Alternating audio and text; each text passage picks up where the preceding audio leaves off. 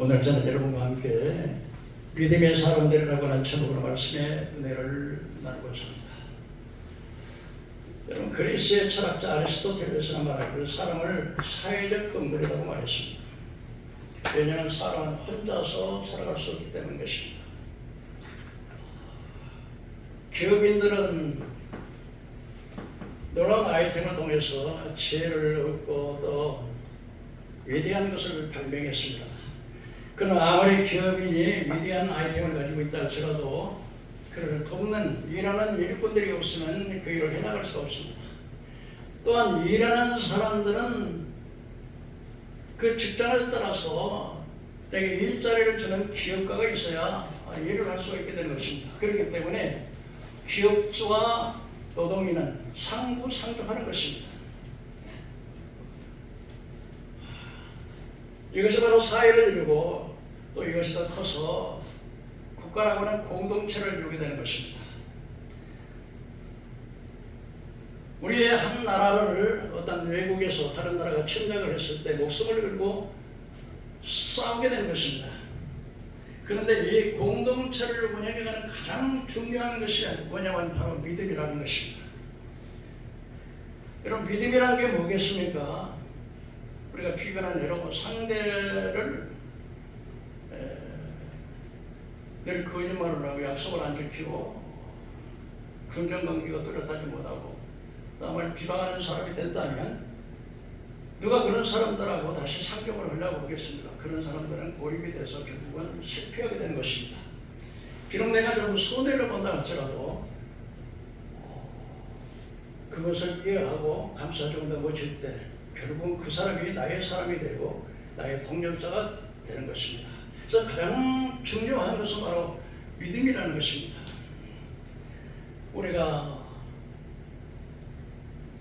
부부간에도 또 우리 친구간에도 믿음이 없다면 어떻게 그거를 신뢰할 수 있겠습니까? 그래서 이 믿음이라고 하는 것이 얼마나 중요한지 모릅니다. 우리가 예수 믿는 사람들이 우리가 믿음을 가진다는 게 뭐겠습니까? 하나님은 정직하신 분이고 진실한 분이시고 거짓말하지 않는 분이시고 반드시 약속을 지키시는 분이라는 사실을 우리가 믿고, 그리고 또 하나님의 기록된 이 성경 말씀이 진리, 진실, 진리는 이 진리라는 게 뭐냐면 거짓이 없는 진짜라는 거예요. 진짜, 가짜가 아니고 진짜. 이것을 우리가 마음으로 믿는 것이 바로 믿음인 것입니다. 또 믿음이라는 게 뭐겠습니까? 로마서 4장 3절에 보면 하나님께서 아브라함이 하나님을 믿으니 그 믿음을 의로 여겼다고 말씀하고 있습니다. 우리는 모두가 다 죄인입니다. 원죄와 자범죄를 통해서. 그래서 의인은 없나니 한 사람도 없습니다. 선을 행하는 자도 없고 찾는 자도 없고 다 치우쳐 의익에 대해서 하나님을 찾는 자도 없습니다. 그 입술에는 악독이 가득하고 그 이번 마치 무덤과 같이 열기만 하면 더러운 것이 그냥 이거 나오고, 그리고 남을 저주 하나님을 경외하는 것이 없다 해서 의인은 없나니 한 사람도 없고 모든 사람의 죄를 지었으며 하나님의 영광에 이르지 못하고 다 죄인이라는 것입니다. 근데 죄가 뭐냐면 죄값이 사망이라는 거예요. 사망이라는 게 뭐겠습니까, 여러분? 우리가 죽는 것이 죽는 것도 사망이지만 그보다 더한 사망이라는 것은 영원히 하나님의 심판을 받아 그 죄값으로 발명해서 영원히 꺼지지 않는 불만 어두운 곳에서 죽음도 이별도 아픔도 없고 하속되는 천년도 아니고 백년도 아니고 억만 년 동안 끝이 없는 그곳에서 계속 불 속에서 타야하는 그 비참한 사망의 사형 선고를 받은 저희들에게 하나님께서는 하나밖에 없는 그 아들, 그 하나님이신 영광을 다 내려놓으시고 이 땅에 오셔서 우리의 죄를 대신해서 십자가에 죽으심으로 말미암아서 그 피로 우리를 사서 우리를 완전히 자유케 해주셨습니다. 그래서 누구든지 예수 그리스도를 믿는 자는 그 믿음을 하나님께서 의로 여기신다고 말씀을 하신 것입니다. 그래서 로마서 4장 3절에 보면은 일하는 자가 그 싹스를 은혜로 여기지 않고 보수로 여기나네. 그럼 일하는 사람은 그 싹시 공짜로 받은 게 아니에요. 네, 보수죠. 그러나 일을 아니했다 할지라도 경건치 않은 자를 의롭다 하신 일을 믿는 자는 그 믿음을 하나님이 의로 여기신다 그랬습니다. 일을 아니할지라도. 그래서 죄에서 가려움받고 하나님이 죄를 인정치 않는 자는 복이 있다 이렇게 말씀하셨습니다. 그래서 에베소 2장 8절에 은혜로 말미암아 믿음으로 구원을 받았느니 이것이 우리에서 나는 것이 아니라 하나님의 선물이라고 말씀을 해주셨습니다. 우리가 구원받는 것이 뭐 우리가 무슨 공로가 있고 우리가 무엇을 해서 무슨 선을 해서 구원받는 게 아니라 하나님께서 우리의 모든 죄를 위해서 십자가에서 그 피로 우리를 사셔서 우리를 완전히 자유케 해주셨습니다. 우리는 우리의 죄값을 전혀 갚을 수 없는 인간들을 위해서 대신 주님께서 피를 흘려서 레위기 17장 11절에 보면 그 피가 곧 사람의 생명은 피에 있으므로 피가 곧 죄를 수반다고 했는데 이 세상의 모든 사람들은 모두가 다 죄를 지은 더러운 피요 또 구약시대는 짐승의 피로서 속죄를 받았지만 그거는 요구할 수는 있지만 영원한 속죄를 하지 못하기 때문에 히브리서 9장에 보면은 염소와 함소 피로 하지 않고 자기 피로 영원한 속죄를 영원히 우리의 죄의 값을 갚아버렸기 때문에 누구든지 그것을 믿는 사람은 그 믿음을 하나님이 의로 여기셔서 죄를 한 번도 지지 않는 것처럼 하나님이 의인으로 인정해 준다는 것, 이것이 바로 믿음인 것입니다. 그래서 오늘 히브리서 11장 보면 그 믿음의 선전들이 어떻게 하나님의 그 믿음을 따라서 어떻게 그렇게 그 위대한 믿음의 길을 걸어갔는지를 한번 살펴보고자 합니다. 첫째로 먼저 아브라함의 믿음입니다. 하나님께서는 아브라함을 믿음의 조상이라고 말합니다.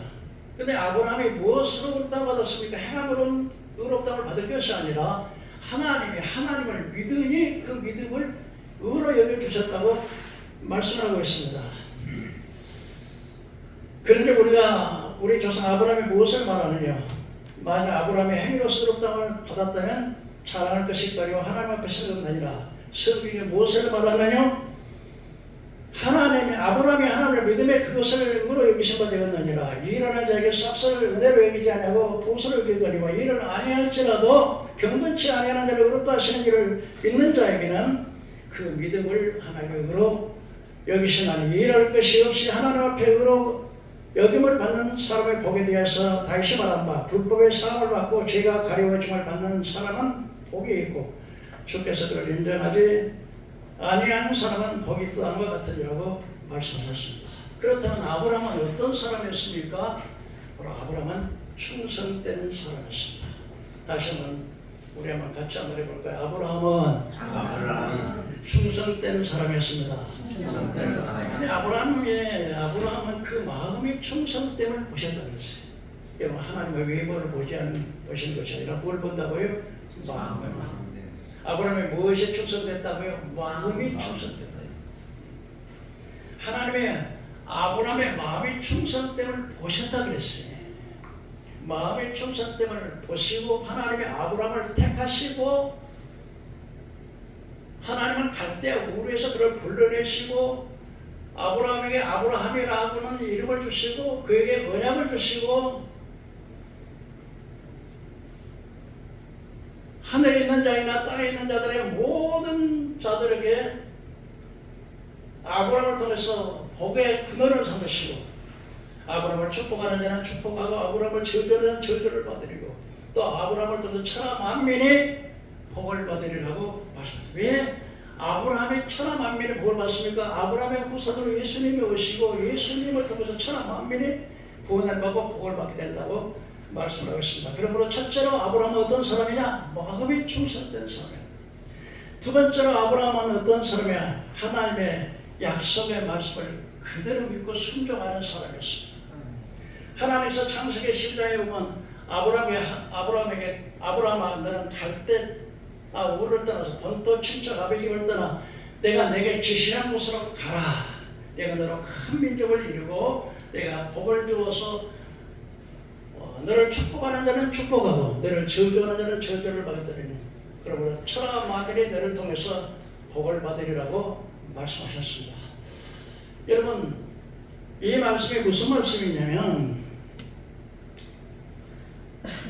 아브라함이 지금 갈대아 우르에서 살고 있어요. 근데 하나님께서 본토 친척 아버지를 떠나서 내가 지시한 곳으로 가라 그래요. 근데 그때 당시에 아브라함의 나이가 몇 살이냐면 나이가 75세예요. 그러면 옛날에 오래 살았다 하지만 그래도 이제 노인에 해당하는 나이인데 아브라함이 그 자기 고향 갈대아 우르에서 모든 경제적인 토대를 다 닦아놨어요. 인간관계도 다 해놨어요. 그리고 자기의 사회적인 모든 지위가 거기 다 있어요. 갈대아 우르에.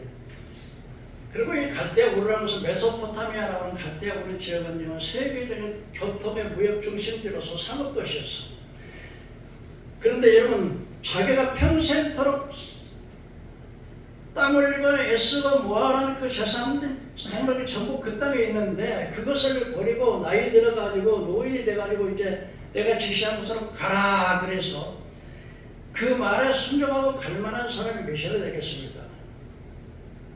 어렵지 않겠어요? 그러나 아브라함은 하나님께서 내가 너에게 복을 주어서 내가 너로 큰 민족을 이루게 하시고 반드시 너를 통해 천하만민의 복을 받게 하겠다는 그 약속의 말씀을 믿었기에 그 모든 좋은 조건을 다 버리고 하나님 말씀에 순종하여 따라갔다는 거예요. 믿음으로 순종했다. 아브라함은 믿음의 순종의 삶을 살았습니다. 결코 쉬운 일 않습니다. 왜 하나님께서 아브라함에서 갈대아 우르를 떠나라고 했을까요? 여러분, 하나님께서는 때로는 어떤 장소를 떠나라 그래요. 왜 그래요? 바로 갈대아 우르는 문명은 발달하고 교통이 요새로서 아주 무역하고 장사될 때고 굉장히 살기 좋은 곳이지만 그냥 그 사람들은 거기는 우상을 숭배하는 거예요. 귀신을 숭배하는 지역이니까. 아브라함의 아버지가 뭔 일을 했냐면 이 우상을 만들어가지고 부처도 만들고 이렇게 만들어가지고 그걸 파는 사람이었어. 하나님께서 아브라함에게 복을 주시려고 그 땅을 떠나라 하는 거예요. 왜 떠나라 그래요? 복을 주시려고. 왜 떠나라 그래요? 복을 주시려고. 왜 거기 떠나라 그래요? 우상 숭배자를 떠나라 그래요. 여러분, 악을 떠나는 것이 우리 축복인 걸 믿으시기 바랍니다. 하나님을 의지하는 것이 복인 걸 믿으시기 바랍니다. 그래서 하나님을 떠나라 그래요. 왜 떠나요? 복을 주시려고, 창대케 하시려고. 근데 그 하나님은 거짓말하지 않는 신실하신 하나님이라는 것을 믿었기에 하나님께서 선정했지. 하나님은 약속도 안 지켜. 하나님 복도 안 주셔. 그리고 늘 변경하고 우리를 어렵게만 하는 그런 하나님이라면 아브라함이 안 떠나갔겠지. 하나님은 신실하신 분이고 거짓말하지 않는 분이고 정직하신 분이고 그분은 반드시 약속을 지키시는 분이기에 그는 순종하고 말씀을 따라갔습니다. 세 번째 아브라함은 어떤 사람이 가는 곳마다 제단을 썼어요. 제단이 뭐냐면 예배 드리는 거예요. 우리 신학시대 말하는. 하나님은 뭘 통해서 우리를 기쁘시고 축복하시냐면 예배를 통해 축복하시는 거예요. 예배를 통해서 여러분 하나님이 말씀하시는 거예요. 우리가 기도를 통해서 하나님과 대화할 수 있는 것이에요. 우리가 찬양하고 우리가 예배하고 시간을 드리고 물질을 드리고 마음을 드릴 때 하나님을 기쁘시게 하는 거예요. 사람의 사는 목적이 뭐냐면 하나님께 영광 돌리려고 하나님 우리를 만드셨어. 있습니까? 또 하나님께서는 이 모든 것을 만드시고 사람에게 이 모든 것을 다스리라고 통치권을 사람에게 줬어. 그런데 사람이 죄짓다가 그 다이력을 마귀에게 다 빼앗겨 버렸어. 또 아브라함 어떤 사람이었습니까? 하나님께서 마지막에 100세 얻은 아들을 가서 번제로 드리려는 거예요. 모리아 산에다가. 100세 얻은 아들을 이 번제라는 게 뭐냐면 이게 목을 자르고 손을 자르고 발을 자르고 창자를 다 자르서 완전히 불을 태워서 제사 드리는 거 이게 번제. 근데 그 사랑한 100세 아들을 얻었으니 얼마나 귀했겠어. 물론 아브라함의 다른 아들도 있었어요. 그럼 그 아들을 모리아 산에서 제물로 바치라는 거예요. 여러분 같으면 어떻게 순종하겠어요? 어떻게 그럴 수가 있는 건데? 어떻게 하나님이 백세를 준 아들 어떻게 그렇게 그런데요. 아브라함은 그걸 순종했어요. 그래가지고서 모리아산에 가가지고서 제단을 썼어. 나무를 올려놨어. 칼을 들고 자기 아들을 묶었어. 제단에 올려놨어. 칼을 들고 아들을 치려는 순간에 갑자기 천사가 아브라함아 아브라함아 불렀어. 이제야 네가 나를 경외하는 줄 알았노라. 하나님은 아브라함을 독자를 죽이려고 하는 게 아니라 그 아브라함의 마음을 시험해 보신 거예요. 이제야 네가 나를 경외하는 줄을 알았노라. 뒤를 돌아보니까요, 사슴 한 마리가 숯불에 걸려서 숯불에 걸려가지고 푸덕푸덕을 그걸 다 잡아다가 대신 제사를 드렸습니다. 근데 히브리서 11장에서는 이 사실을 이렇게 말합니다. 아브라함은 갈 바를 알지 못하고 떠날 때도 갈 바를 알지 못하고 떠났고, 그리고 그 독자 이삭을 번제로 드릴 때 하나님께서 아브라함께 이렇게 말씀하셨어요. 아브라함은 많은 아들이 있지만 내 이삭을 통해서 내가 기업을 잇겠다. 내가 이삭을 통해서 내 후대를 잇겠다고 약속하셨어요. 그러면 아브라함은 뭘 생각했냐면, 하나님께서 아브라함을 내가 죽인다 할지라도 하나님께서 아브라함을 통해서 약속의 아들은 이삭이라고 말을 했기 때문에 하나님이 내가 이 아들을 번제로 칼로 잡은다 할지라도 하나님이 이 아들을 살릴 것을 믿었어요. 그 믿음이 있기에 그 아들을 잡을 수 있었다 이거예요. 그러나 아브라함을 시험해 보셨던 거예요. 처럼 아브라함은, 그래서 아브라함을 가르쳐서 뭐라고 그래요? 믿음의 조상이라고 그래요. 여러분, 이 믿음을 갖게 되기를 주의 이름으로 축원합니다. 두 번째로는 모세입니다.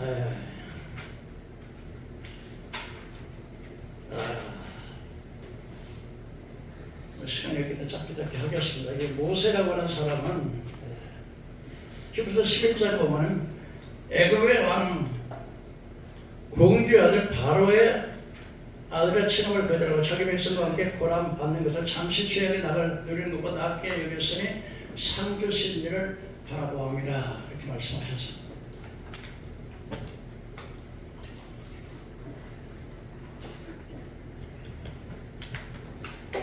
찬송을 30분 동안 불러드리는 거 미칠 것 같아요.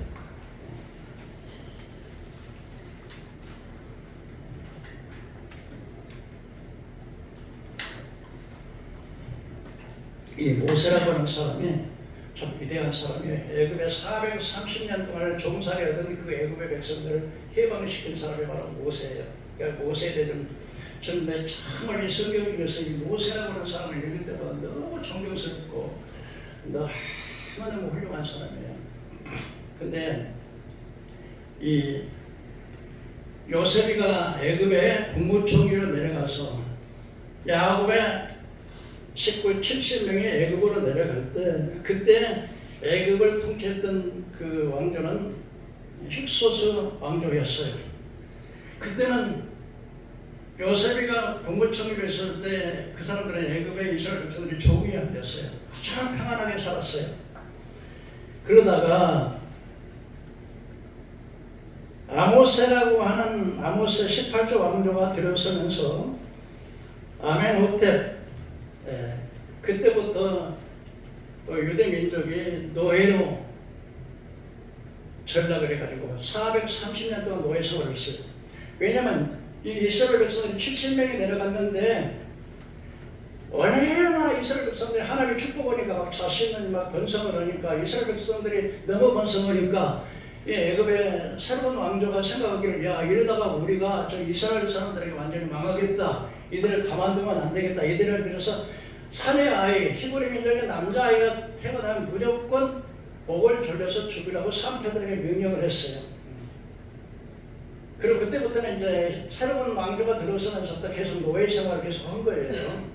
근데 너 그렇게 해도 죽는 사람도, 그러니까 산파들을 죽이라 그러는데 산파들이 하나님을 두려워서 무서워하고 사람을 안 죽였어요. 그런데 그때 그 애굽에서 그 공주라고 하는 그 공주가 바로 아멘호텝이라고 하는 사람의 뒤를 이어서 그 뒤를 이은 왕이 바로 투트모세 1세인데 그의 딸이 바로 공주 하셉수트라고 하는 이름을 가진 공주였습니다. 그런데 이 애굽의 공주가 자기 남편에게 아들을 못 낳아. 뭘 못 낳아요? 자식이 없어요. 그런데 자기 남편이 정실이가 아닌 그냥 궁녀들하고 이렇게 해가지고 아들이 하나 낳은 것이 투트모세 3세예요.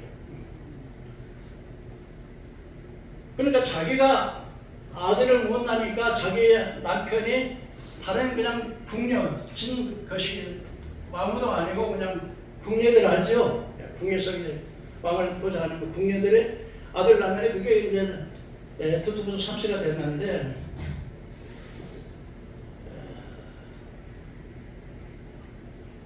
근데 이제 공주는 애를 못 낳으니까 마음이 좀 그러겠잖아요. 자기가 남이 낳은 아들 또 그것도 궁녀가 낳은 아들만 있고 자기는 아들을 못 낳으니까 근데 마음이 좀 안 좋았겠지. 그러다가 이제 나일강으로 목욕을 하러 갔어요.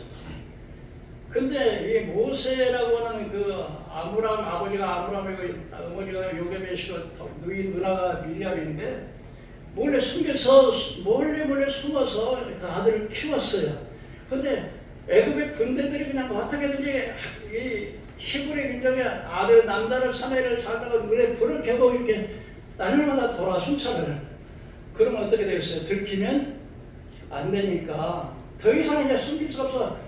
모세가 뭐 어린아이가 울어도 막 보통 그렇게 우렁차게 울 거 아니에요. 그러니까 그 소리가 들리면 숨겨시킬 수가 없으니까 할 수 없이 자기 어머니가 갈대 상자를 해가지고 갈대 상자에다가 어린아이를 집어넣고 뚜껑을 덮고 그리고 자기 모세 누나하고 이제 나일강에다 망을 보고 있었어요. 근데 그때 마침 애굽의 공주가 목욕을 하러 왔다가 상자가 있으니까 하늘을 야 저거 좀 건져봐 하랬더니 그 속에 아기가 있어. 이게 히브리 민족들이 아기를 버렸구나 불쌍하구나. 그래서 자기 아들이 없으니까 그 아들을 데려다가 그 아이를 데려다가 아이를 데려왔어. 그때 망을 보고 있던 모세의 누나 미리암이 공주님 내가 유모를 하나 젖먹는 애를 어머니를 하나 소개해드릴까요? 그랬더니 그러라 그래가지고 자기 아들을 삼은 거예요. 애굽의 공주가 양자로 삼았어요. 그리고 이제 자기 엄마가 진짜 유모로 들어간 거야. 젖을 먹이는. 그러니까 사실 모세는 애굽의 공주 밑에서 자랐지만은 양자로 자랐지만 누가 젖을 먹였어요? 자기 친엄마가 젖을 먹인 거예요. 근데 친엄마가 그러면서 너는 애굽 사람이고 네 동족이 저렇게 노예로 살고 고생하지 않느냐. 너는 이 백성을 구원해야 된다고. 너희 엄마가 너는 하나님의 백성이고 하나님을 믿어야 된다고 그렇게 가르쳤을 거 아니에요. 그래 애굽에 가자. 그래서 공주가 난 아들하고 모세하고 난 아들하고 같이 갔어요. 공중에서. 근데 이 애굽의 공주에서 결국은 항문과 무의를 일으켜서 40년 동안 아주 강하게 항문을 연구했어요. 근데 어느 날 그냥 그 애굽 사람들이 자기의 동족 사람들이 노예로 일하려면 막 때리고 구박을 하니까 나갔다가 그걸 보니까 눈이 뒤집어져서 그래서 한번 때렸는데 죽어버렸어요. 이게 이제 학원이 돼가지고 도망을 쳤는데 그래서 결국은 이제 이게 그 공주의 남편이 일찍 죽었어요. BC 1425년에 죽었는데 그때부터 공주가 난 아들이 이제 왕위를 되겠지. 근데 공주에 난 아들이 2살밖에 안 돼. 그럼 어떻게 왕위를 그래서 섭정이라는 거 알죠? 왕을 대신해서 정치를 하는 사람을 섭정이라 그래. 섭정을 하기를 33년 동안을 섭정을 했어. 그리고 이제 그 아들이 이제 자기 남편의 아들이 이제 장성해지니까 그때부터 또 이제 공동으로 파라오나 애굽의 왕을 말하는데 공동 파라오로 21년. 그러니까 이 공주가 모세가 결국은 54년 동안을 이 애굽을 통치했어요. 왕으로. 그렇다면 여러분 같으면 여러분 자기의 첩에 난 자식을 왕위를 주겠어요? 자기 양아들에게 왕위를 주겠어요? 여러분 같으면 어떻겠어요? 양아들. 저 같으면 양아들에게 주겠지. 근데 모세가 사고를 치긴 쳤지만 그래서 같이 이제 갔던 21년 동안 같이 자기 남편이나 아들에게 통치를 했는데 남편이 죽이려고 그러니까 못 죽이게 자기 권한이 절대적으로.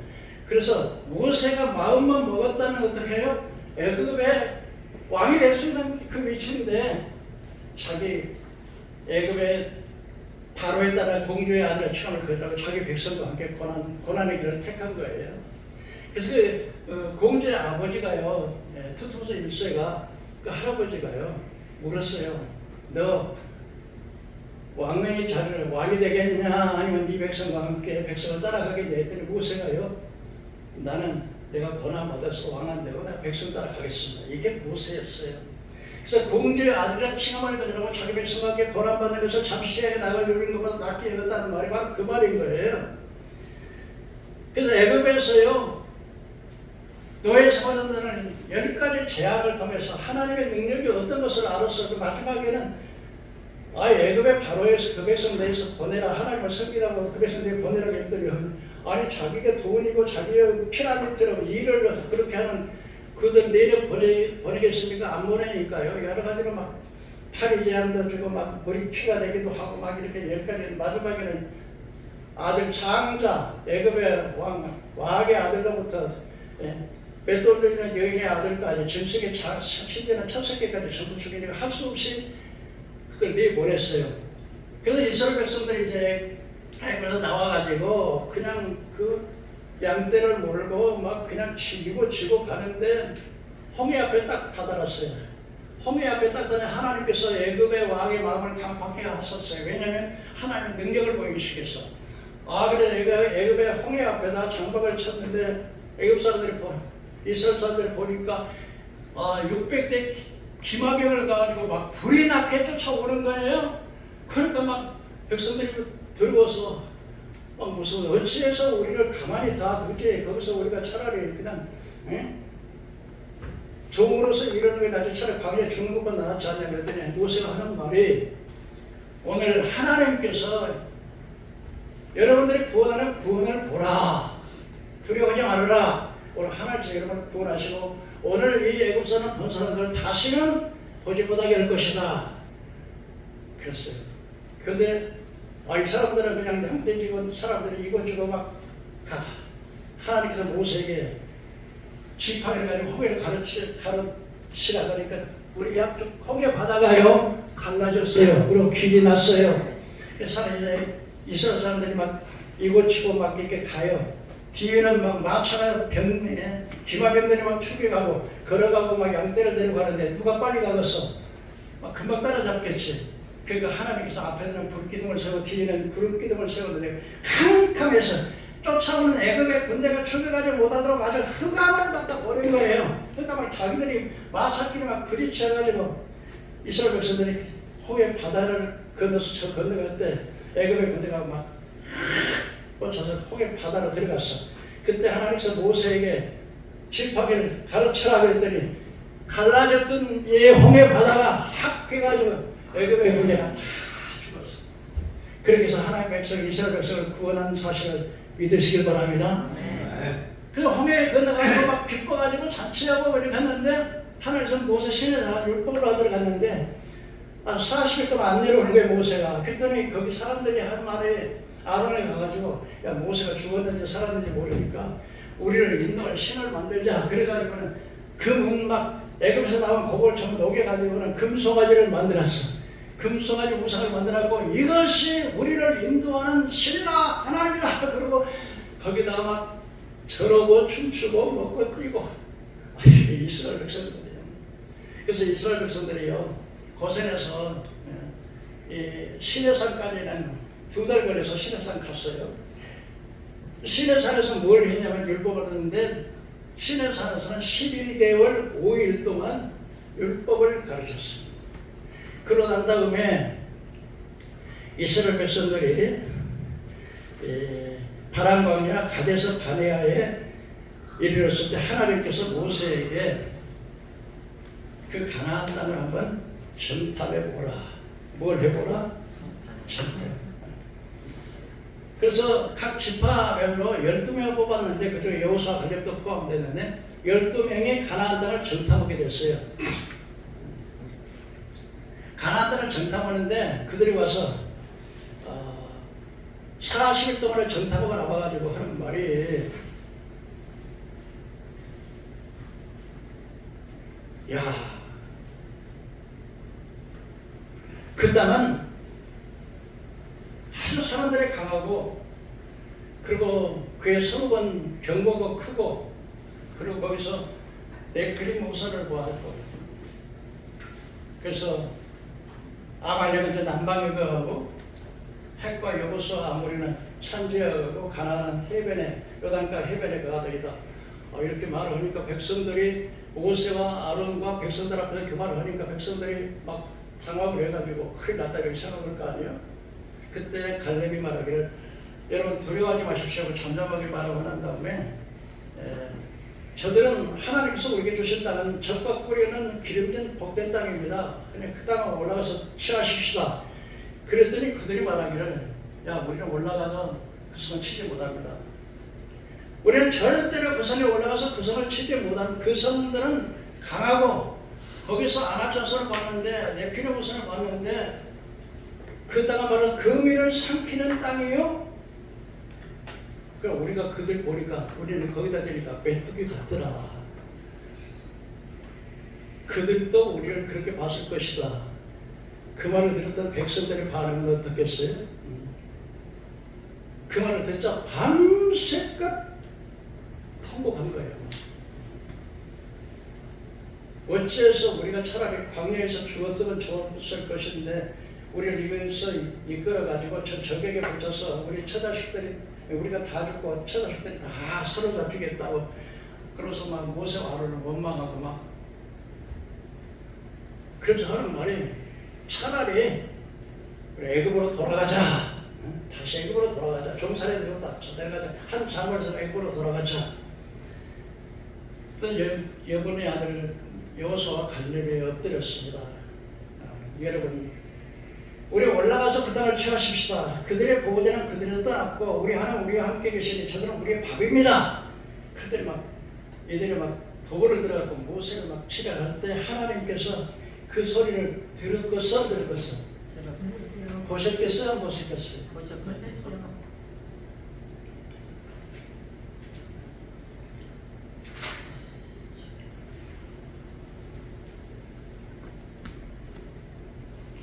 하나님께서 너무 기가 막혀가지고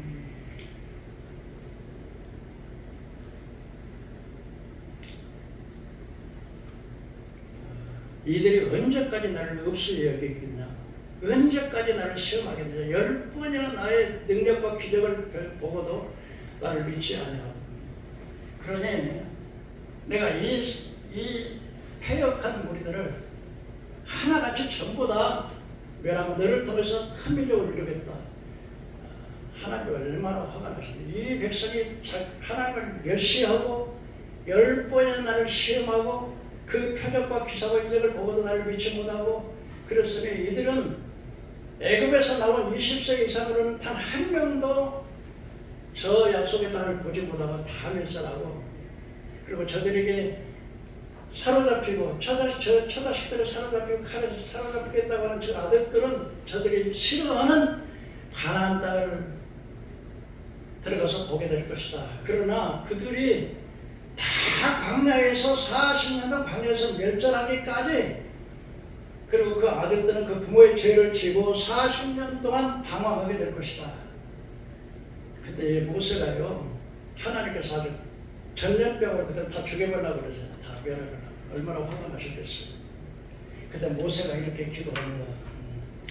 이 백성은 주의 능력으로 인도해 주셨거늘 그리하면 그들이 듣고, 여호와께서 영광 중에 계셔서 그들 가운데 계시고 구름 기둥 불 기둥으로 인도하셨던 그 백성을 하나같이 다 죽여버린다면, 저 하나님을 알고 나는 이방 사람들이 다 이 사실을 알고 듣고 아는데, 하나님께서 저들을 애굽에서 인도해서 가나안 땅에 인도할 능력이 없기 때문에 저들을 죽였다고 할 것입니다. 그러면 그러니 이제 구하옵나니 그 큰 권능을 나타내시옵소서.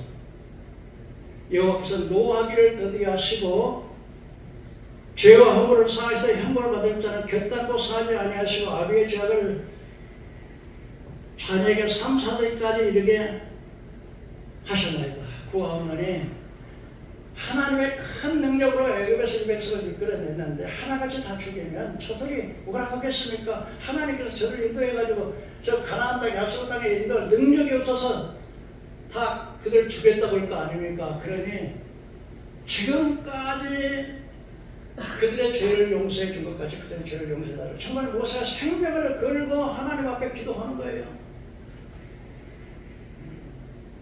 근데 하나님께서는 모세의 기도를 용서하기는 용서하지만 그러나 그들은 반드시 광야에서 멸절되고 그 자손들은 그 아비의 죄를 지고 40일을 정탐을 했는데 하루를 1년으로 계산해서 40년 동안 방황이 될 것이라고 그 말씀하셨어요. 참 모세는 그 어려움을 가는 곳마다 원망이 길이 험하다, 뭐 물이 짜다, 물이 없다, 막 하나는 원망만 하는 겁니다. 아니 하나님 앞에서 그냥 좀 먹고 싶은 거죠. 하나님 나 고기가 좀 먹고 싶어요 그러면요 하나님 고기 줄 거 아니에요. 근데 애굽에서는 말리도 먹고 고기도 먹었는데 많이 팍팍한 만나만 먹으니 우리 정력이 다 떨어진다고 또 막 통곡을 하고 막. 근데 그때마다 하나님께서 생명을 걸고 모세가 기도합니다. 하나님 저들의 죄를 용서해 달라고.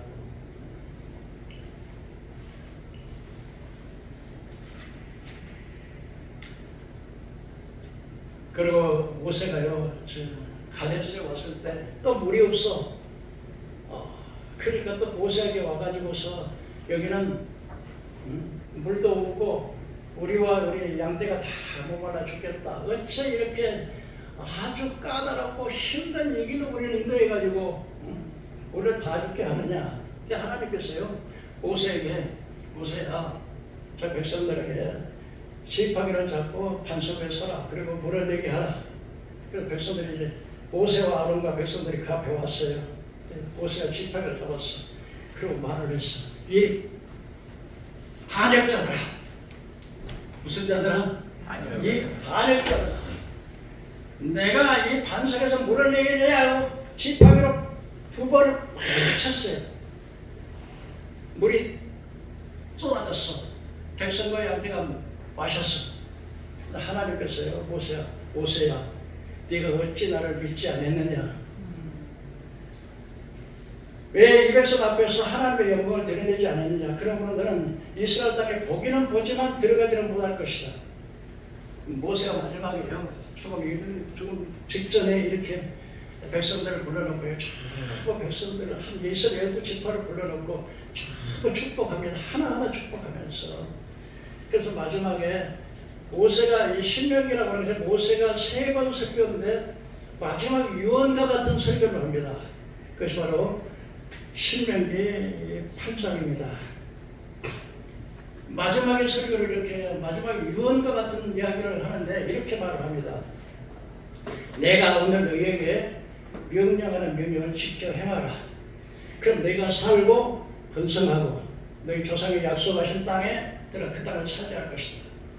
너희는 광야 40년 길을 기억하라. 걷게 하신 것을 기억하라. 이는 너를 낮추시고 시험하사 내 마음이 어떠한지 정말로 네가 하나님의 명령을 듣는지 안 듣는지 아니하심이라. 너희 조상과 알지 못하던 만나를 먹이신 것은 마치 사람이 떡으로만 살 것이 아니라 하나님을 위해서 나오는 모든 말씀으로 사는 것을 알게 하려 하심이라. 지금까지 내 옷이 헤어진 40년 동안 내 옷이 헤어지지 않고 내 발이 부러뜨지 아니했느니라. 사람이 자기 아들을 징계한 것 같이 하나님 너를 징계하심으로 그러므로 여호와의 명령을 지켜 그 길을 따르고 그를 경외하라. 내가 먹어서 배부르고 아름다운 집을 짓고 거기에 거주하고 내 우양이 번성하고 은금이 충실될 때 너는 두려울 건데 하나님 잊어버리지 말라. 내가 광야 40년의 길을 걷게 하시고 너를 줄이고 낮추신 것은 마침내 사람이 떡으로만 사는 것이 아니라 하나님의 입에 나오는 모든 말씀으로 사는 것을 알게 하려 하십니다. 너희가 마음이 교만해서 내 능력으로 이렇게 부자가 되고 내 능력으로 이렇게 잘 살게 되었다 그렇게 말하지 마라. 하나님께서 너희에게 재물 얻을 능력을 주셨느니라. 한번 따라해볼까요? 하나님이 너희에게 재물 얻을 능력을 주셨느니라. 여러분, 장사를 하든 일을 하든 무엇을 하든 하나님이 지혜 주시고 능력 주시고 사람 붙여주시고 그래야 잘 되는 거예요. 네 힘으로 이렇게 부자 되었다 하지 말라. 내가 너희에게 재물 얻을 능력을 주었다.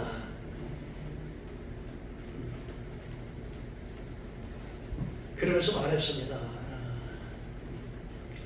너희가 마음이 교만해서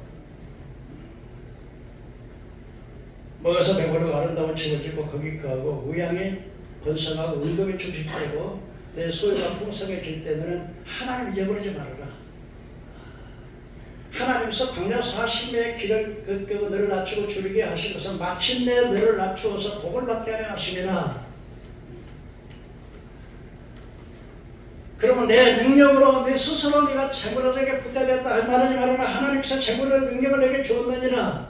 이렇게 하시면 너희 열조 조상들에게 맹세하신 약속을 이렇게 이와 같이 이루려 하시느니라.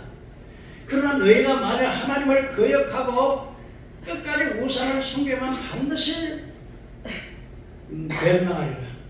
마치 하나님께서 너희 목전에서 이방인들의 멸망을 같이 멸망하게 될 것인데, 그러면 여호와의 명령을 지켜 행하라고 마치 아버지가 세상을 떠나면서 아들에게 유언을 하는 것처럼 그렇게 안타깝게 유언을 하고 있습니다. 그러니까 마지막에 이제 그 사람들 일일이 하나하나 안수고 축복하는 거예요. 12재판을. 그러고 나서 이제 느고산에 올라갔습니다. 그때 하나님께서 이 모압의 땅 느고산 비스가 산꼭대기 가서 이렇게 말에 그 가나안 땅 여리고 맞은편을 내다봤습니다. 그러나 하나님께서 말씀하시기를 나는 보기는 보아도 들어가지 못하는 대로 들어가지 못하고 모세가 거기서 죽었어. 나이 120에 모세가 세상을 떴을 때 그 눈이 흐려지지 않고 그 기력이 세하지 않았다고 했습니다. 모세는 다른 사람보다 온유함이 지상에서 가장 심하다고 그랬어요. 그렇게 원망하고 그렇게 불평하고 그런 마치 자기 속생이나 아들을 사랑하고 같이 끝까지 살아가시는 그 사랑. 그래서 모세는요, 애굽에서 40년, 거기 미디안에서 양떼를 쫓겨나가지고 40년 그런 이스라엘 백성들 가운데 고난을 당하면서 그 좁은 왕좌의 자리를 내어버리고 자기 백성과 함께 고난만 하고 참 시절의 낙을 누리는 것도 함께 여겼다고 이런 상 주시는 일을 바라보았다고 했어요. 세 번째로 허진도 말씀을 드리면요, 믿음으로써 승리한 사람들, 믿음으로 성공하고 믿음으로 축복하고 믿음으로 승리한 사람들에 대해서 이렇게 말합니다.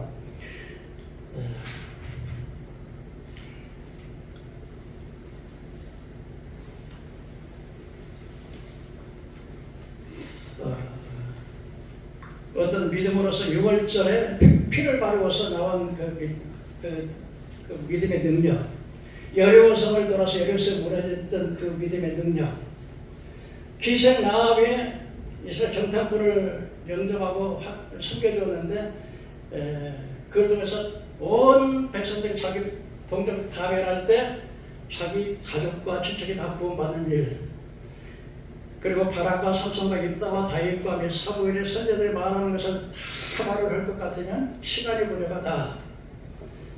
그들은 믿음으로써 나라를 이기기도 하고 의를 행하기도 하고 약속을 받기도 하고 사자의 입을 막기도 하고 불의의 세력을 멸하기도 하고 칼날을 피하기도 하고 연약한 가운데서 강하기도 하고 전쟁에 용감하게 되어서 이방 사람들의 죄를 물리치기도 하고. 뭐로 그렇게 했다고요? 뭐로 그렇게 했어요? 믿음으로. 마지막으로 여러분, 믿음으로 기꺼이 순교하신 분들에 대해서 히브리서 11장 36절 40절에 말씀인데 여자들은 자기의 죽은 자들을 부활로 받아들이기도 하고 좀 말이 좀 어려워요. 여자들은 자기의 죽은 자들의 부활을 믿음으로 받아들이기도 하고 좀 말이 좀 어려운데요. 이 말이 무슨 말이냐면 자기들의 죽은 자들, 그러니까 그것이 바로 자기 부인이 될 수 있고 자기 남편이 될 수 있고 자기 아들이 될 수 있는데 죽었지만은 하나님이 기도하면 하나님이 살리실 것을 믿었다는 거예요. 엘리사 시대에 살았다 과부가 아들이 죽었어요. 아주 슬퍼 울고 있을 때 엘리사가 두려워하지 말라고 기도할 때 그 아들이 살아났어. 엘리사 시대에 수넴 여인의 아들이 죽었어. 또 엘리사가 가지고서 기도할 때 그 아들이 살아났어. 오늘날도 여러분 그 유튜브의 영상을 보면은 심정지가 되고 심각이 전진돼 가지고서 이제 죽었다가 다시 깨어난 사람이 있는데 어떤 기사를 보니까 그 엄마가요 예수 안 믿어요. 하나님이 어디가 있어? 그리고 선생님이야 부자야. 아주 인기도 좋아 막. 근데 딱 열심히 신앙생활 잘하더라고요. 근데 어느 날 등산을 가가지고 미끄러져가지고요. 그 낭떠러지에서 떨어져가지고 막 머리 막 다 다쳤어. 아주 죽었어. 병원에 가가지고서 막 신경이 돼가지고 의사들이 막 그 진찰을 하고 있는데 딸이 밖에서 3일 동안 하나님 앞에 하나님 우리 어머니 살려주세요. 우리 어머니 하나님 몰라요. 이대로 죽으면 지옥이에요. 하나님 살려달라고 막 그렇게 기도하더라고요. 그분이 죽어가지고요. 그 선생이 죽어가지고 이제 지옥에 가고 지옥을 진짜 막 불이 타는 걸 보고 막 깜깜하고 막 고문당하는 것을 다 보고 막 자기가 하나님이 어디가 있냐고 그랬던 걸 보고. 근데 그가 지옥에서 자기 딸이 지금 기도하는 모습을 하나님 보여주세요. 하나님께서 그 기도하는 모습을 보고서 나중에는 막 그 사탄 마귀가 달고리 이만한 새꼬리까지 막 끌고 가가지고 막 치고다 치고놓고 막 6가지 7가지 지옥을 다 경험하게 하더라고요. 근데 그때 빛이 쭉 들어오면서 그 빛이 딱 오는데 예수님께서 오셔가지고서 내가 네 딸의 기도를 예수님 빛이 딱 그러면서 예수님 딱 빛이 딱 비치니까 마귀들이 그 이상 접근을 못하고요. 그 딸의 그래서 내 딸의 기도를 들었다 그러면서 그걸 살려주시더라고요. 너는 나가서 이 사실을 반드시 전하라고 가지고 들었어요. 그것처럼 오늘 이 마지막에 여자들이 바로 자기들의 죽은 자들을 부활로 받아들일까 이렇게 살릴 수 있다는 것들 그렇게 기도했다는 거. 그리고 어떤 사람들은 또 어떤 이들은 더 좋은 부활을 얻기 위해서 구차히 풀려나려고 하지 않고 심한 고문을 받아서 심한 고문을 받되 구차히 풀려나려고 하지 아니하고 아니었다. 더 좋은 부활을 얻기 위해서 어떤 사람들은 심한 고문. 근데 여러분 중세시대에 보면 교회사를 보면요 얼마나 이도박하들이 그냥 그 신교들을 하기 위해서 재판소를 찾아가지고요 말로 다 할 수 없는 고문을 하는 거예요. 고문을 말로 다 할 수 없는 고문을 하는 이 고문 기계가요 말로 할 수도 없어요. 근데 그 고문을 받으면서 더 좋은 부활을 얻기 위해서 그것을 구차하게 풀려나려고 하지 않고 그 죽음을 당한 거예요. 예수님께서 조롱당하셨죠. 네가 하나님 아들이냐? 그 십자가에서 내려와봐. 그래서 믿게 해. 제가 남은 구원했어. 자기는 구원할 수 없네. 우리 예수님께서 엘리에 나와서 나의 하나님 나의 어찌 나를 구원하시나이까 했는데 저 엘리야 부린다. 엘리야가 와서 살려주는 거 한번 보자. 그러면 조롱하지. 오늘날도 예수를 안 믿는 사람들은요 야 교회 가면 뭐 떡이 나오냐 밥이 나오냐 하나님의 밥 먹여주냐 다 목사들 먹고 살라고 그런 거야. 여러분 그런 사람도 있어요. 그러나 조롱하지요. 채찍질하죠. 여러분 우리 한국교회 처음에 예수 믿을 때는요 교회 나가면 머리 깎아버려요. 그리고 막 몽둥이 막 그냥 머리 끄서가지고 막 채찍으로 치고요. 근데 초대교회 성도들이 그래서 믿음을 따라가는 성도들이 다 그렇게 살아요. 무지무지로 박해를 받았어요. 어떤 사람은 돌로 치는 것과 톱으로 켜는 것과 시험과 칼날을 당하고 나 사람들이 막 그냥 다큐를 피해가지고 죽이려고 그러니까 도망다니면서요 염소와 양의 가죽을 입고요 요리하고 방에서 추우니까 염소 히트를 입고 그리고 궁핍했어요. 얼마나 배고팠어요. 춥고 그리고 학대를 받았어요. 그리고 어떤 사람은요 이 사연에 톱으로 펴 죽었어요. 에레미야는요 자기 동족에게 애굽에 내려갔다 자기 동족이 돌에 맞아 죽었어요. 그리고요 바울은요 노마에 가서 칼로 목베임을 당해서 바울이 목을 칠 때 목이 세 번 팍팍 뛰었다 그래요. 베드로는 거꾸로 순교했어요. 예수의 12제자들 다 순교했어요. 이들이 믿음으로 만나고 증거를 받았을 때 예수님의 재림하시는 걸 못 봤어요. 그러나 더 좋은 번영을 얻기 위해서 그들은 그 모진 고난을 만하지 않고 믿음으로 순교하고 최후의 길을 걸어갔던 믿음의 사람들을 오늘 소개하고 있습니다. 여러분들 이제 받을 고난과 장차가 될 행복을 절대 비교할 수 없습니다. 하나님께서는 눈물을 흘리고 마지막에 주님 앞에 섰을 때 하나님이 절대 눈물을 닦아주실 그 보상을 잊지 않을 걸 믿으시기를 바랍니다. 아멘. 믿음으로만 하나님 나라 가는 거예요. 아멘. 그래서 오늘 모세와 또 아브라함과 초대교회 성도들과 믿음으로 승리했던 이 믿음의 승리의 사람들을 본을 받아서 우리도 믿음의 사람들이 되기를 주님의 이름으로 축원합니다. 아멘. 기도하겠습니다.